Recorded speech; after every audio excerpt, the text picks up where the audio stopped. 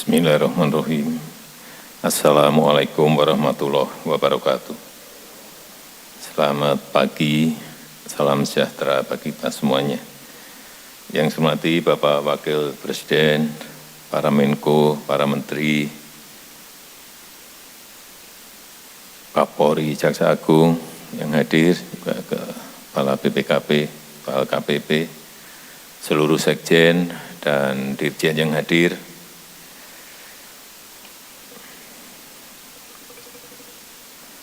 Pada siang hari ini yang kita undang ke istana adalah kementerian-kementerian dan lembaga yang memiliki anggaran besar. Kenapa kita undang? Karena kita ingin ada percepatan penyerapan anggaran. Kita tahu semuanya bahwa dunia sedang krisis kesehatan, krisis ekonomi, 215 negara mengalami hal yang sama termasuk kita. Oleh sebab itu, saya minta kita memiliki sense yang sama. Sense of crisis yang sama. Jangan sampai 3 bulan yang lalu kita menyampaikan bekerja dari rumah, work from home. Yang saya lihat ini kayak cuti malahan. Padahal pada kondisi krisis kita harusnya kerja lebih keras lagi. Jangan kerja biasa-biasa saja. Kerja lebih keras dan kerja lebih cepat. Itu yang saya inginkan pada saat kondisi seperti ini. Membuat permen yang biasanya mungkin 2 minggu ya sehari selesai. Membuat PP yang biasanya sebulan ya 2 hari selesai. Itu yang saya inginkan. Kita harus ganti channel. Dari ordinary, pindah channel ke extraordinary. Dari cara-cara yang sebelumnya rumit, ganti channel ke cara-cara yang cepat dan cara-cara yang sederhana. Dari cara yang SOP normal, kita harus ganti channel ke SOP yang shortcut. SOP yang smart shortcut. Gimana caranya? Bapak, Ibu, dan saudara-saudara lebih tahu dari saya menyelesaikan ini. Kembali lagi, jangan biasa-biasa saja. Karena saya merasakan, ini mengerikan loh. Bukan hal yang biasa, ini mengerikan. Kepala negara yang saya telepon, hampir semua saya telepon mengatakan hal yang sama. Dari waktu ke waktu prediksi ekonomi dunia juga tidak semakin baik, semakin buruk. Dulu ngomong dunia global ekonomi akan growth-nya akan minus ke 2,5%. Ganti lagi ke minus 5% terakhir. OECD bahkan 6 sampai 7, minus 6 sampai minus 7,6% coba. Berubah terus. Lah kalau kita ini tidak ngeri dan menganggap ini biasa-biasa saja, waduh, bahaya banget. Belanja juga biasa-biasa saja, spending kita biasa-biasa saja, enggak ada percepatan. Hati-hati, perlu saya sampaikan, di kuartal pertama pertumbuhan kita 2,97%. Dari yang biasanya 5%. Meskipun angka yang kuartal kedua belum keluar, tapi kelihatan sekali ada penurunan demand, ada penurunan supply, ada penurunan produksi. terganggu dan rusak semuanya. Dari demand, supply, production semuanya terganggu dan rusak. Ini kita juga harus paham dan sadar mengenai ini. Karena apa? Ya mobilitasnya kita batasi. Mobilitas dibatasi, pariwisata anjlok. Mobilitas dibatasi, hotel dan restoran langsung anjlok terganggu. Mau ditutup, lifestyle anjlok terganggu. Terus dalam situasi seperti ini siapa yang bisa menggerakkan ekonomi? Enggak ada yang lain kecuali belanja pemerintah.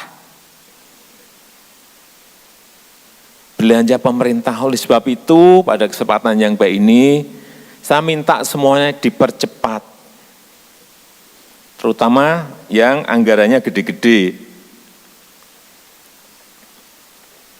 Ini Kemendikbud ada 70,7 triliun, Kemensos 104,4 triliun, Kemenhan 117,9 triliun, Polri 92,6 triliun, Kementerian Perhubungan 32,7 triliun. Saya minta di kementerian dan juga di kepolisian ini dipercepat semuanya belanjanya. Jadi yang saya hadirkan di sini, yang saya undang adalah yang gede-gede tadi.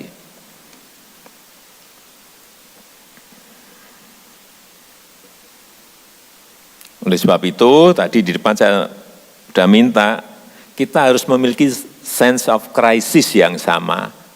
Regulasi sederhanakan, SOP sederhanakan.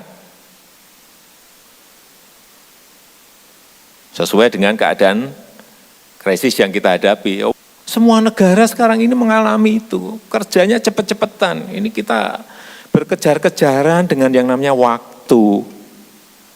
Jadi sekali lagi ganti channel dari channel normal ke channel krisis. Kalau enggak, ngeri saya, terus terang saya ngeri. Di kuartal ketiga ini kuncinya di kuartal ketiga. Saya melihat memang setelah kita rapat kabinet di sini ada pergerakan yang lumayan. Tapi belum sesuai yang saya harapkan. Sudah bergerak lebih baik, sudah bergerak lebih bagus, tapi belum.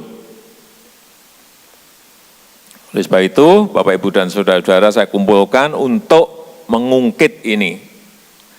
Dan saya titip beli produk dalam negeri. Misalnya di Kemenhan, bisa aja beli di DI, beli di Pindad, beli di PAL, yang bayar di sini ya yang kas APBN, beli produk dalam negeri. Saya kira Pak Menhan juga lebih tahu mengenai ini. Kepolisian juga sama, saya kira belanja-belanja yang dulu belanja keluar, rem dulu, beli belanja yang produk-produk kita agar apa ekonomi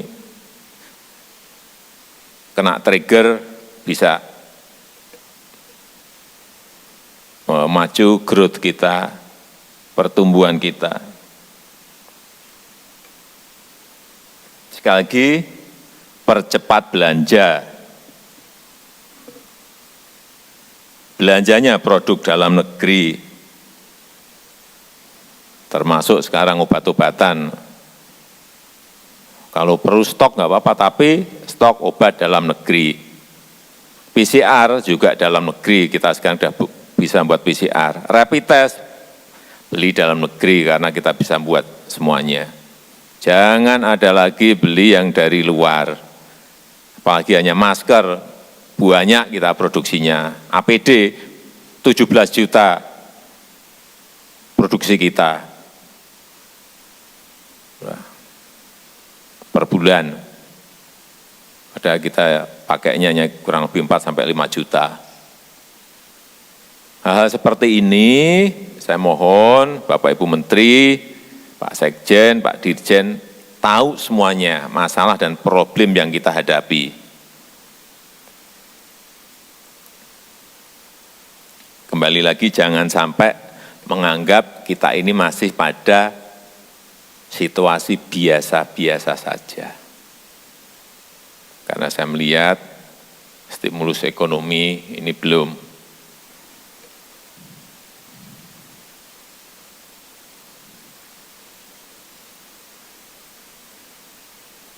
Bansos sudah lumayan, kesehatan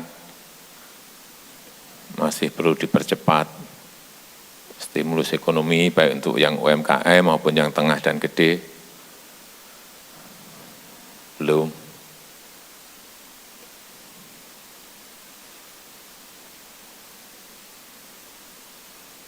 Saya rasa itu yang bisa saya sampaikan pada kesempatan yang baik ini. Dan apa yang saya sampaikan tadi, agar secepatnya bisa dilaksanakan, diimplementasikan, sehingga saya sekarang ini melihat belanja kementerian itu harian.